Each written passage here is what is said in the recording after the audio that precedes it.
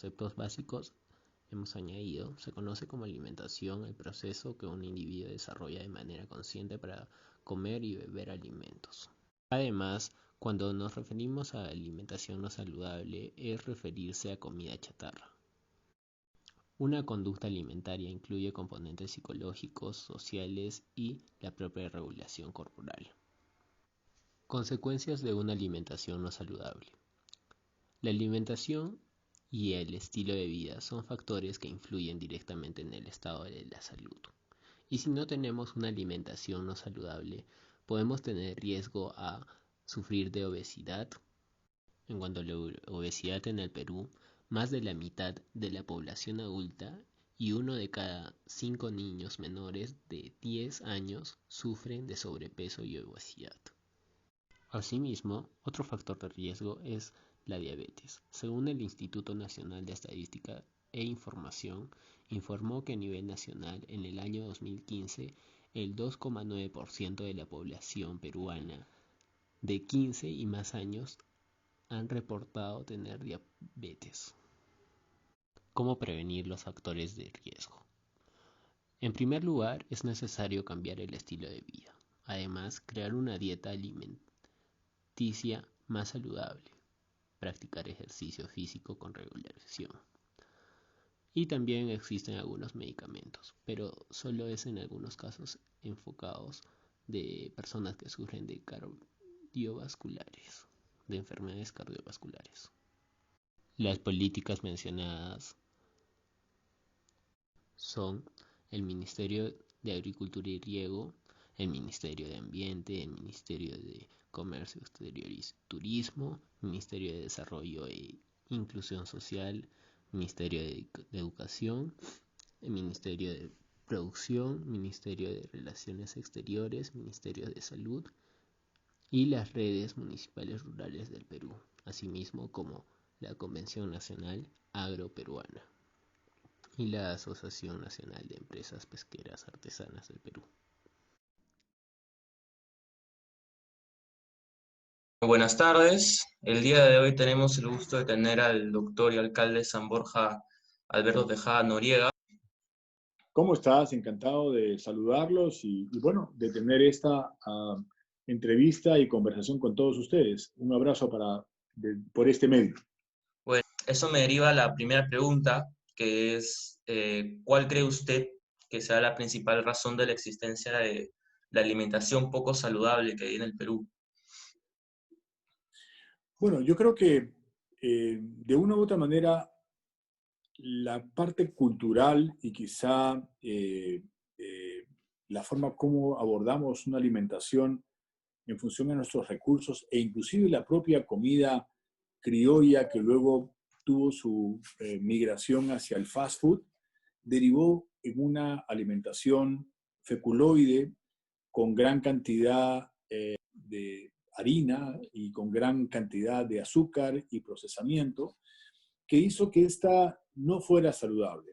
Entonces la gente opta por lo práctico, ¿no? Y lo práctico a veces es comida que definitivamente está procesada, pero que tiene contenidos de grasa saturada y hasta de grasa trans que está proscrita muy frecuentemente en los alimentos, y eso termina siendo un modelo, pues, insisto, pragmático, pero que no necesariamente es saludable. Entonces, el resultado ha sido que no tenemos inclusive niveles altos de obesidad, pero muy malos de nutrición, ¿no? O sea, tenemos un alto índice inclusive de sobrepeso y obesidad infantil, ¿no? O sea que eso es un tema más preocupante. 25% de niños en edad escolar tiene problemas francos de sobrepeso y con ello estamos creando un clima propicio, no educado desde el colegio, para malos hábitos de alimentación y con ello problemas de salud en el futuro.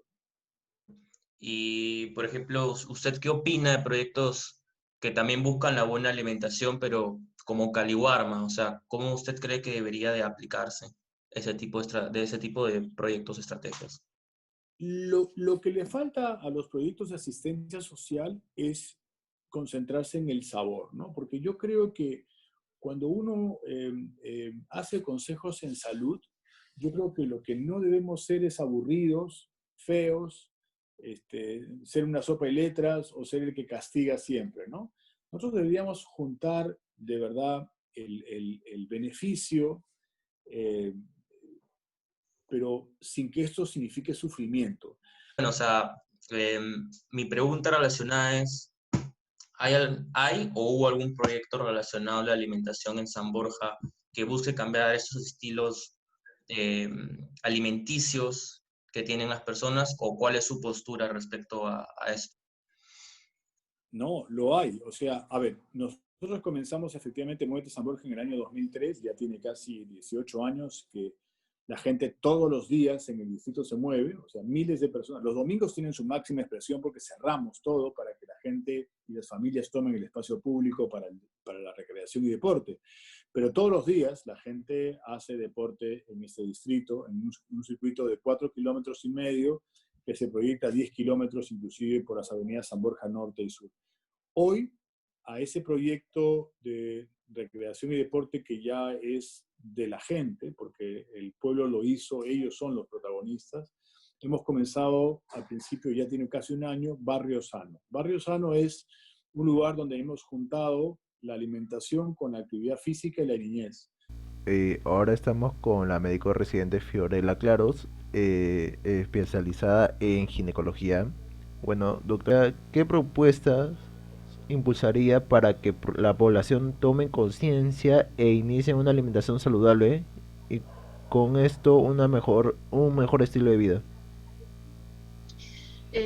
Para que la población tenga una alimentación saludable, que incluye, o sea, como te dije, completar o cumplir los requerimientos diarios que nosotros tenemos, y a eso también tiene que estar acompañado de ejercicio, pues es muy difícil, porque nuestra población es una población muy sedentaria. Entonces ellos no cambian de hábitos a menos de que ya hayan tenido una consecuencia mortal, por ejemplo, ¿no? Solamente hacen caso, y eso a veces después de que han sufrido un infarto, después de que han tenido un coma diabético, después de que han tenido un ACV, o lo que llaman ellas, ¿no?, un derrame cerebral. Mal dicho, ¿no? Pero de que por sí cambien voluntariamente es bastante difícil. Algo que se podría hacer es, sobre todo en los centros de salud, donde a veces la población va por un dolor de cabeza, un dolor de muela, dolor de garganta, etcétera, no solamente dedicarnos a tratar la enfermedad de ese momento, ¿no? Por ejemplo, la gripe, la diarrea, etcétera, sino también ampliar el plan de salud, y darles además una consejería en nutrición. Ahora hay bastantes nutricionistas y hay bastante personal de nutrición trabajando en los centros de salud. Entonces, algún niño, un adulto, un anciano que va por alguna patología según su edad, su grupo etario, entonces se le puede dar las consejerías en nutrición. O sea, lo atiendes, le das la medicación que necesita, y además tienes que darle consejería según lo que necesites, ¿no? Por ejemplo, la alimentación en un niño va a ser diferente que la alimentación en un adulto o en un adulto mayor, en los cuales hay que complementar calcio, en niños, por ejemplo, hierro para evitar la anemia, en gestantes también hierro o ácido fólico para evitar malformaciones del tubo neural, en adultos mayores calcio para la osteoporosis. Entonces, todo eso yo creo que se puede implementar como consejerías nutricionales en todos los centros de salud. A ver, yo tengo entendido que usted hizo su serum en la parte de sierra. ¿Estoy en lo correcto? Sí, yo hice mi serum en el 2015 en la Sierra de Tacna, aproximadamente a más de 4.500 metros sobre el nivel del mar, una población bastante pobre. Okay. Creo que tu pregunta va a que cómo es la nutrición en esos lugares, ¿no? En las tierras del Perú.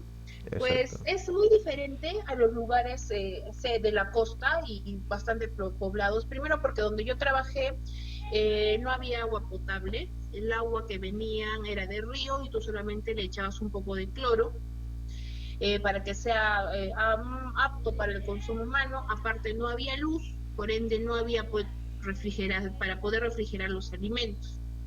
La movilidad que llegaba al pueblito donde yo hice mi serum era solamente 2 veces por semana. Entonces, solamente 2 veces por semana llegaba pues el abastecimiento de alimentos.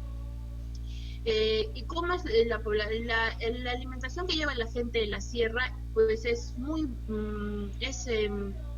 desbalanceada, esa es la palabra, porque consumen bastantes carbohidratos. A carbohidratos me voy en que consumen bastante papa, chuño, camote, yuca, cosas, o sea, bastantes tubérculos de la sierra. El consumo de proteínas es escaso, primero porque ellos pues no, ahí no hay carne de res, no hay pollo, carne de cerdo, cordero. ¿Por qué? Porque uno, por la falta de movilidad, y segundo, porque no hay refrigeración. Lo que ellos hacen es, se dedican a la crianza de auquénidos, ya más alpacas, que uno podría decir, ah, no, porque sí, la carne de alpaca, por ejemplo, es muy rica en proteínas y baja en grasas. Pero ¿cuál es el problema? Que la gente cría los animales, pero no para comerlos, o sea, digamos, voy a carnear, esa es la palabra, a mi alpaquito hoy día y me va a servir una semana para alimentar a mi familia. No, ellos lo hacen es un negocio, ellos lo hacen para vender.